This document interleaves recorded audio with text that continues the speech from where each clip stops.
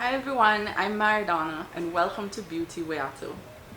Today I'll be talking to you about 6 ways you can improve your skin health without buying any products.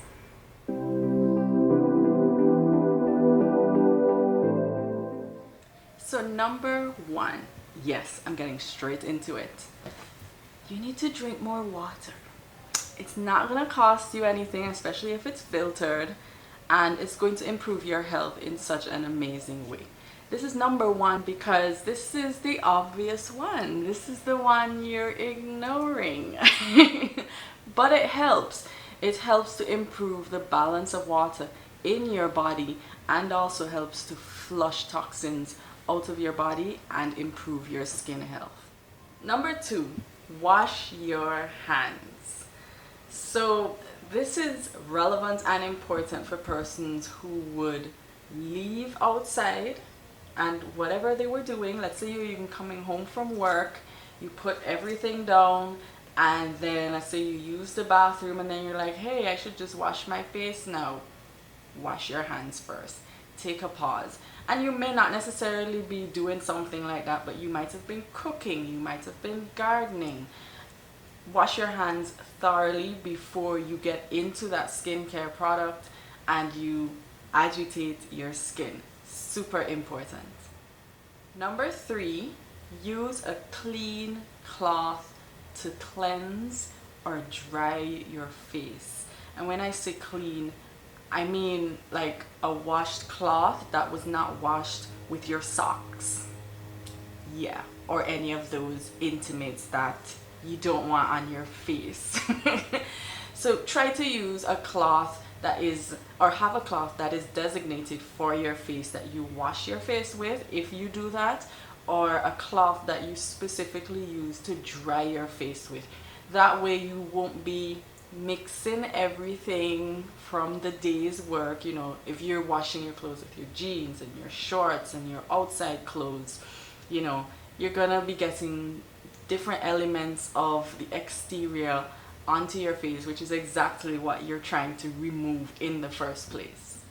So next is very important because not all of your products come with this type of ability, so to speak, and that would be avoiding putting your fingers into your products. I've spoken about this in another video of mine, you know, when I'm doing product reviews, and I prefer products that have a little scoop or a little something to get the product out of the container. So if you can get a wooden stick perhaps, or something that's disposable or something that's reusable that you can use to take your product out of the container that it's in, it would be amazing. I also prefer to get products in bottles or tubes that I can squeeze out of, and when you do that, try to not let the edge of the tube touch your hand either. Just let the product drop onto your hand as opposed to getting your hand onto the nozzle of that bottle. So number 5 is going to feel or even sound counterintuitive, and that would be reducing the amount of products you use on your skin. Our skin can get very overwhelmed when we're using 7 different serums and 8 different cleansers and all those different aspects. It's really good to get into different products, use them for a period of time, you know, between 14 days and over would be really good to see how your skin reacts to that product. Unless of course, you know, you get a stinging reaction on day 1 that you don't want to use it. But it's good to use products slower so that you can understand what's happening with your skin.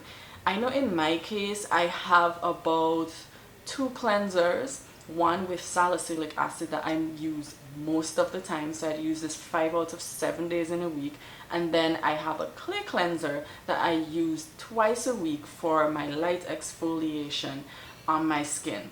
So I'm not overwhelming my skin with anything that's too dry or too stripping, and I'm not putting too much products into the equation so that it gets overwhelmed and constantly has to understand what's happening. How do I bring back equilibrium to my barrier? So you want to make sure that you have the least as possible, yet the most effective products on your shelf to use. So number 6, and I have a bonus after this because I'm like that. So number 6 is something that has affected me. If you look here, horror movie sound, you would see that I have a big pimple on my face, and that would be, you know, reducing stress in your life. This is definitely a stress pimple, and I didn't even realize that it had happened in this way. So definitely make sure that you understand the triggers around you, and that could even be food, but stressful things that are happening in and around your environment that could create breakouts. And it's not necessarily that you need to change your products or get a new product, but it could just be that you need to relax, sleep some more, and even drink some more water. The next and final, okay, it's not the final one. I have another one that I thought of. The next one would be to wash your hair. Really important. And I know for me, as a natural person, I like going as long as possible without washing my hair, because redoing and twisting my hair is a bit tedious and I have to work every day. So washing your hair helps to remove the dirt and the grease from your hair, because funny enough, we touch our hair a lot and then we go straight to our faces, or we go to our phones, we get the gunk on the phones and the tablet and the doorknobs, etc., and then we come back to our faces without even realizing it. So that's really important that you make sure your hair is clean. It's not something that's like, oh, that's super obvious, but it does make a difference within at least 3 days. I know I myself, I was trying this wash your hair every day routine. It was tough, but my skin was super clean. My hair was feeling amazing. No, I'm not a hair guru. I'm not going to do a hair video. But my skin got really clean, really clear, really fresh, and I was like, oh wow, I didn't even realize this was happening too, which is obvious. If you keep something clean, it's obviously going to stay fresh and gorgeous. Finally, learn about the ingredients. Learn about the ingredients in your products. Do not pick up a random product and decide to put it on your face. You have to know what you're using and the type of effect that you're looking for. Learn about what niacinamide does. Learn about salicylic acid. Learn about clays. Don't just, you know, say, oh, this person brought out this line of products, I'm going to use it because their skin is amazing. Or myself, Maridonna is using this product, so I'm going to use it because her skin looks amazing. Make sure you understand the ingredient breakdown. And every Friday I do release a post on my Instagram talking about products that I would have reviewed for different companies, and I love to put, you know, the featured ingredients and why this is really good for a specific skin type, or not why, or why it's not good for a specific skin type. And I do it here on the channel too. And I think it's really important that when you have a conversation with your esthetician or your dermatologist, you ask these questions. You ask, okay, so what are the ingredients that are really helping me to get rid of hyperpigmentation? So you understand that in the future you can use something with kojic acid. It's not necessarily that you need to use this specific product, and you're more knowledgeable about how to attack problems in the future.